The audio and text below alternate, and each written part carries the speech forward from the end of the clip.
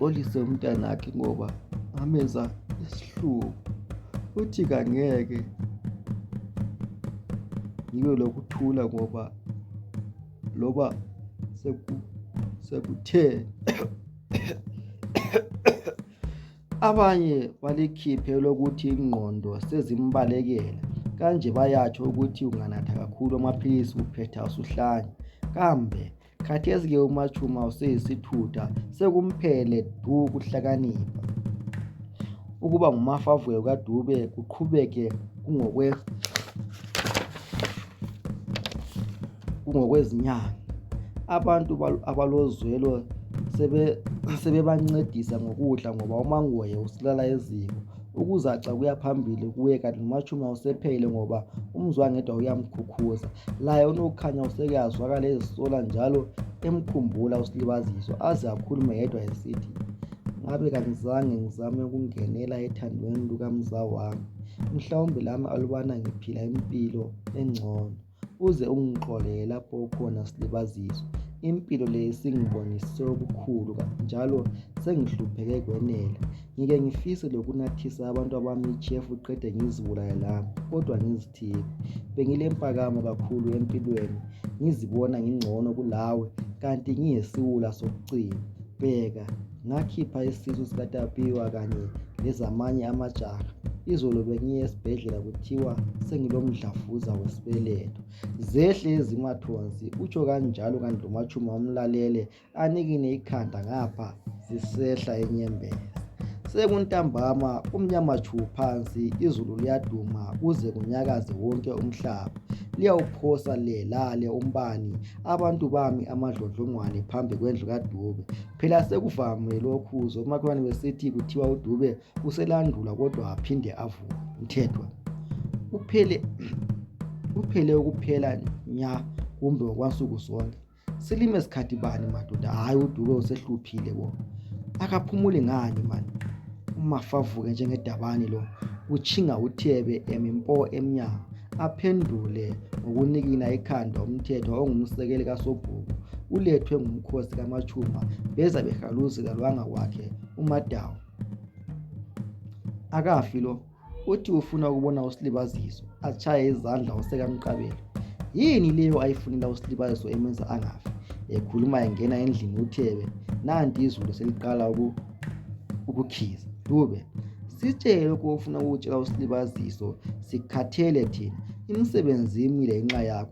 Angithi lamxotsha Mjayide, tshayela uNozipho ucingo amdonse ngendlebe ukuthi abuye uSilibaziso. Okwesingaki? Ngitshaya okwesingaki? Angithi lazizwela ukuthi uSilibaziso kafuni ukuzwa ngoDube.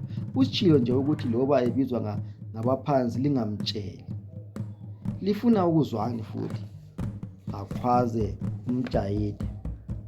Machuma, khulumani iqiniso, lamenzani uSilibaziso? Sesitshile thina. Kuhlalwa kuthiwa nangu uDube usesifa. Khuluma, liyasibambela thina. Pho-ke lithi sime ngaphi njengoba kungelandlu nje enganethiyo? Ungafunga ukuthi kusenxiweni aluba uDube inyamazana besizamqedisa. Izinyanga zonke lezi elokhu elandulwa kuthiwe nangu oseqhatsha. Bathithibele abantu, akusiye yedwa uThebe osekhathele, kodwa bonke nje. Hatshi boThebe, inkulumo bani leyo? Kumele kutholakale uSilibaziso. Bona abantu bakoDlamini bakhohlakele ngeqiniso. Wenda kanjani uSilibaziso bengekho omalumakhe? Bagange babolile. Ixhegu lakoGumede yize lalo likubona ukuthi uDube usemise emsebenzi. Pho-ke lalimxotshelani selimdinga lamuhla? Kanti yini engaka ethukuzwe nguDube emqubeni? Phela ngabe kade wasitshiya, atsho etshedela emsamo umthethwa ngoba lapha ami khona uyaneda. uDube uyahodoza ecansini lokufa. uMachuma uhweba amafinyela, abantu bazikhulumela okwabo kanti abanye bahlekela emakhwapheni. Selize lafika ikhefu lekhisimusi elithandwa ngabantu bonke.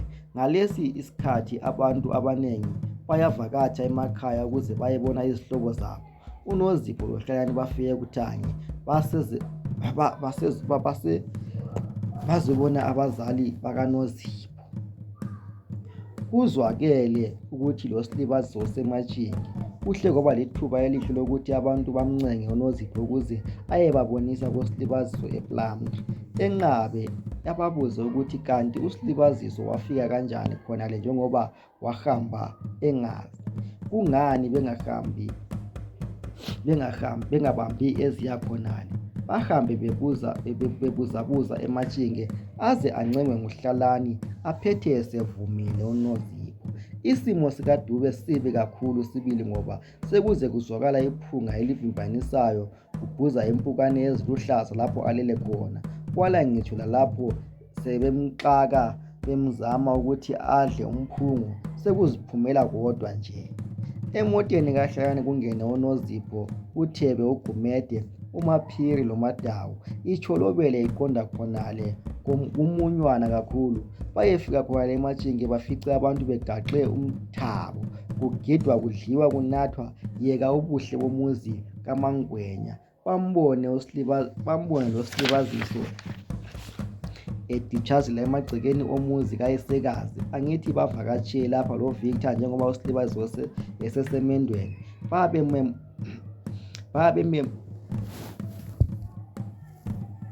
Babemukele ngobuntu, babenzele lokhwithwayo. Njengoba ukudla kudliwa inhliziyo kungene nzima ebadaleni, uSilibaziso usemangele ukubona uNozipho uHlalani beletha abantu lapha. Usebananzile sibili abadala bonke bakoJosias njengoba ekhwele phambi kwamehlo abo. Alinde ukuze azwe ukuthi babekwa yini besuka kude kangaka. Bathi bengaphumula kancane bayekuthi gwaqa kwelinye igumbi eliqandelela kamnandi. uThebe alwendlale udaba abahamba ngalo athi, sidabule izinkalo ngoba sihluphekile. Kwembula kwembeswe kuDube. Nxa esitsho uthi kunye cha akhala ngakho ngaphambi kokuba adlulele ezweni labokhokho. Ufisa ukubona uSilibaziso Ngwenya umzukulu wakhe. Akasakutholi ukuphumula umuntu omdala. Ulandlwa lamhla kuthiwe nangu akasekho, kodwa aphinde athi uzwa ilizwi likantombi futhi lokhu lithelele sithi akaxolise umntanakhe andubana adlulele kwelamathongo. Silapha nje sizoncenga sibili ukuthi uSilibaziso ake ayenyathela kumalumakhe. Siyazi wasuka exotshiwe, kodwa usethwele nzima uDube. Akusela munda phayana, kubuhlungu lokhuyana. Siyethemba ukuthi isicelo sethu siyezwakala. Ngiyalizwa abantu bakoJosias. Njengoyisekazi kaSilibaziso ngithi umntana omnewethu akayi lapho. Liyangizwa? Akayi lapho. Bakhakhamale abantu. Hayi lapho ngaliphi mama? uSilibaziso wendliwe ngumalumakhe phela. Ususala ngoba usudle amalobolo kaSilibaziso. Size ngomkhulu. Engabe esaliqeda lelo ahle aqaqwe nguye kanye uSilibaziso. Angilapho sibili. Utsho ngakhona babakazi. Lonke badala lapha lazi kuhle ukuthi mina ngikhule njani ezandleni zabantu labayana. Akukho ukuhlukunyezwa engingadlulanga kukho ngenxa yabo.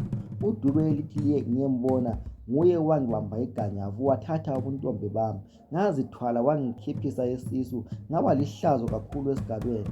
Akhale uSilibaziso, sebemthunuke amanxeba awapholayo. Uthini? Abovuke uThebe. Kunjengoba ngisitsho, wathi nxa ngingakhuluma uzangibophisa. Lakhathesi bengingambophisa ukuthi ubufakazi buyabe bungasekho.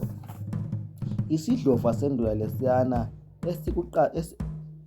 esasikuqhelile ukungidlwengula, lamuhla usetshiswa izono zakhe, usefuna ukuhlangulwa yimi oyisisulu. Wangitshaya kangaki ngenduku yababa, kodwa kumele angivikele.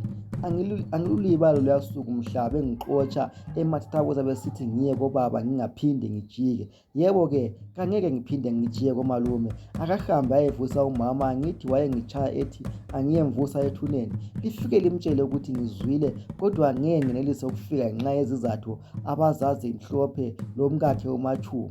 Khathesi ke sekuzwakala amani nalesithelo esesihliza izinyembezi. Lamhla akasakhali uSilibaziso, usengusibindigidi. Uthule kancane lapho endlini. uNozipho aze acele ukuyakhuluma lo Slibaziso ngale endlini okuhlezi khona uVictor. Bamchazele uVictor ukuthi kulodaba olunjalo laye azibonele ukuthi umkakhe ubunwe kweliba elihangulwe ilanga likaZibandlela. Ekucineni uVictor loNozipho bamncenge ukuthi ahambe kwemalumakhe. uVictor ambambe isandla athi, "Sithandwa sami, mina ngikwazuli nina elibamba umphela ngasebukhalini bawo. Ngiyazi kubuhlungu futhi lami ngingakufakaza ukuthi wadlula ezimeni ezinjani. Ngicela uzame ukwehlisa umoya themba lami, umxolele umalume wakho yize wakuzwisa ubuhlungu. Ngalokho-ke uyabe uzikhulule wena kuqala. Inhliziyo ehlezi ibalisa ngobuhlungu bayizolo angeke ibe lakho ukuthula. Hamba uye kuzwa ukuthi ufunani. La uyake uzizwele nxa unina kaNozipho exoxa ukuthi bathi sinzima kanjani isimo komalumakhe. Deda Mangwenya, deda Bambulunye, deda Tjhatjhane wami.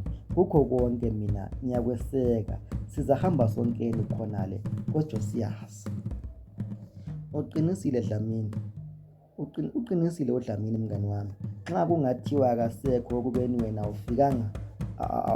awusafikanga ekucela, angeke uzixolele. Hamba kuphela uyedlulisa. Ngiyazi ukuthi ukuyafika kuleya ndawo kuzakuvusela amanxeba kodwa sibi isimo kumalumakho. Ngike ngafika lami cha kulobunzima sekubonwa ngokusa nje.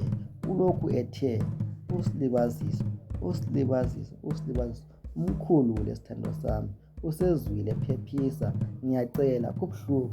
uSlibaziso ubakhonzile laba ababili abakhuluma laye. Bathi bengameluleka kanjalo aphethe evumile. Kubathokozisa abadala nxa besizwa kuthiwa useze wehlisa umoya. Wesekazi uSoneni aphethe avumile. Bangene ezimoteni, uDlamini atshayele yakhe, uHlane athwale abanye. Zingene umgwaqo zilubangise eNkayi kodwa siyazi. Kuthi sekuhwalele abantu ababuthene emzini kade babone izibane zezimota. Abanye abathanda isinyeyo sebelokhu besithi kusele uDokoza lapho. Zitheleke izimota ezivela ePlum Tree. Bengabe besaphozisa amaseko ngoba bebona ukuthi isimo sinzinyana. Bathi bengamazisa uDube ukuthi useze wafika uSlibaziso. Bamangale sesithi cwayi amehlo. Banqaphele ngaphakathi besithi kanti inkabi izenzisa nanko sithi khwatshu nje. Acele ukuthi uSlibaziso asondele ambambe ngesandla akhulume ngelizwi eliphansi esithi, "Mzukulu wami, ngiyabonga ukuthi ufikile. Ngithanda ukuxolisa ngoba ngakubamba iganyavu waze wasithwala. Ngakukhipha leso sisu mhla usuzithwele. Ngangivala amahlazo ami ngokungakufikeli njengomalumakho ekubeni udade wathi ngikugcine. Kulesabelo semali owawuyitshiyelwe ngunyoko. Kwakumele ufunde ngayo uze uqede kodwa sayidla lo machuma sazifundisela amahlongandlebe ethu onokukhanya lozibusiso. Asizange sikuvikele mhla kuthiwa ukhiphe isisu sikaMathambo kodwa kwazwakala kuthiwa wafakelwa nguMakhumalo. Labo sebabhubha bonke kuMathambo ngenxa yokugula. Ngathi uthandana noJabulani noMathando ekubeni ngisazi ukuthi balomkhuhlane wakulezi insuku. Nami ngawuthelwa nguwo. Ngathela uMachumu. Wena usuphile kuhle ngoba unatha amaphilisi. Ngicela uze ungixolele mntakadadewethu ngoba ngakumotshela ikusasa lakho." Unyoko laye ngamkhama ngamqedisa sengibona eseluhlupho ngokugula. Babambe engezansi abantu nxa besizwa lokho. Abanengi behlise izinyembezi. uMachuma akhamise eqede athi ganya ngesiphundu eqaleka. Bamqukule abanye bayemqunga amanzi ngaphandle. Athule kancane uDube aqhubeke esithi, "Akuhlupha kakhulu. Waba yintandane engelabani. Ngikhona mina. Ngiyathokoza lamhla ngoba ulendoda yephupho lakho. Ngangisenza amanyala ngikwendisa kuboJabulani ngoba sifuna izinkomo loMachuma. Lamhla kasilasona isifuba. Ungixolele. uyobe ungephule ezinye. Ngiyabonga mntakadadewethu. Amkhangele uSilibaziso. Isibili waqedisa unina qede abe lenzondo engaka kuye yena elecala lokubulala, azizwe emzonda kakhulu kulakuqala. UVictor ambambe amkhangele ngamehlo othando anqekuze ikhanda kuphela, laye afunde kwezakhe uSilibaziso qede athi, kulungile, ngiyakuxolela malo, sixolele la, uzakuxolela uSomandla ezulwini, ngoba ukuthethelela umuntu kungokwakhe, akusikho kahle. Ubeka uSilibaziso ekhala, amoyezele kancane uDube qede acimeze, kanti sekuyikuvalelisa umhlaba. Izingwevu ezilapho zilikhiphe lokuthi uselusabele ubizo lwabaphansi. Basikhihle isililo abantu uMachuma athi ephaphama ahlangabezane lokuthi umyeni wakhe akasekho. Afe kabili okomkhoba, awuhlabe awulawule umkhosi uze kudabukise, kwenziwe amalungiselelo, abekwe uDube. Njengoba uDube ubetshaya inja ngekhanda kungela sona isifuyo emzini wakhe, ugcine sekuthenga uSilibaziso loVictor ukuze bavale ihlazo. Abantu bababa baze ubuntu babo yise wahlukuluzwa. Labanye omakhelwane babe lesihlebelo, babuye lengcebethu ezilempuphu, kube yikho ukuphilisana kuhle omakhelwane. Abeke uDube azilalele koqandayo, alinde ukwahlulelwa khonale ezulwini.